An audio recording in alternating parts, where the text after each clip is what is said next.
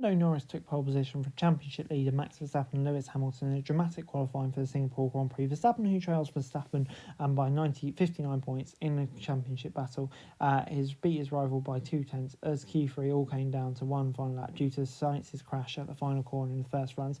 The McLaren driver was on course to be on pole before the red flag behind Sainz and delivered a superb job at the end as Verstappen and Hamilton joined in behind. Hamilton struggled throughout much practice but pipped George Russell to third, so Mercedes can play a role in the battle between the title protagonists. Piastri will start the Singapore Grand Prix from 5th, while Haas's Hülkenberg and Alonso in 7th.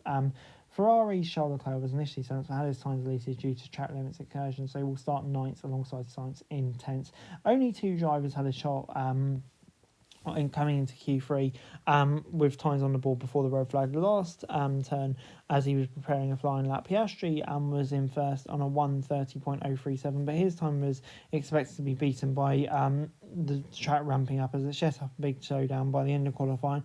The McLaren elected to leave the pit lane first to avoid the risk of a yellow or red flag, and Norris set a blistering middle sector still at 1:29.5, which would have needed enough for pole position. It was tough, especially through qualifying. I was finding it a little difficult to progress much and gain a lot of time, said Norris, and all of the guys around us seemed to be quicker and quicker, so it's put me under a bit more pressure, especially with just one lap at the end. It was good enough for pole, and I'm happy with that, especially here in Singapore. A good feeling I've got all weekend.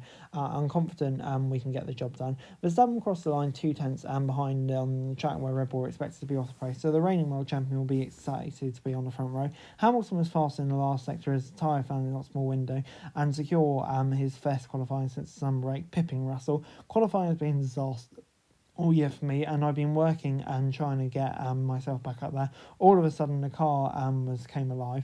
The red flag was a bit of a shame as I was getting into rhythm, but it was the same for all of us, and I think the lap at the end was a bit tricky. I think there was a tiny bit more left in the car, but I'm really grateful for it.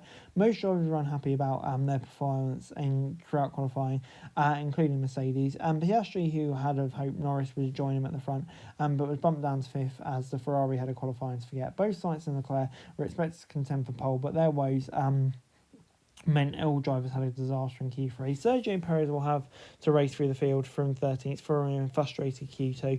The Mexican was in the bottom 5 ahead of his last run and finished his time, but not by enough to miss out on the last part qualifying by 2 tenths. Red Bull 20 points behind McLaren in the Constructors' Championship, and that was set by even more.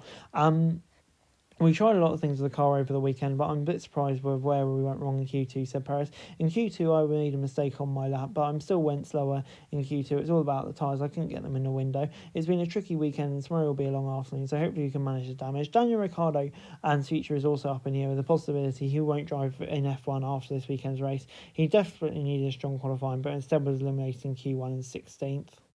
And before I go, let me run you through the classification from Singapore Grand Prix qualifying. Norris, a dominant pole, and Jet simply has to take the win. I think Verstappen, though, in second, will be very pleased with his performance, to be fair.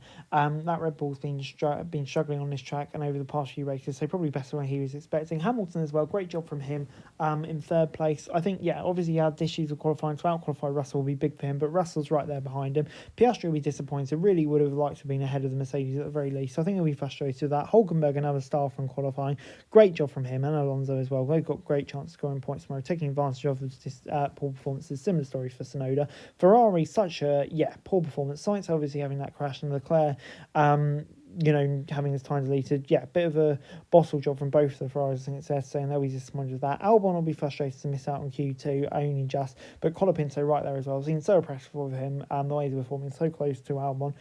Great job from him. Perez in 13th. I really thought Perez would start to turn a corner, but, such a poor qualifying there from Perez. That's going to cost him big, and, he won't be have the opportunities to overtake. Magnussen as well, miles off his teammate. Ocon did a good job compared to Gasly, but, Alpine just nowhere at the moment, last few races. Ricciardo, in what was probably his last ever qualifying, just didn't deliver, miles off the pace, and that'll be so frustrating for him. Similar story for Stroll, really.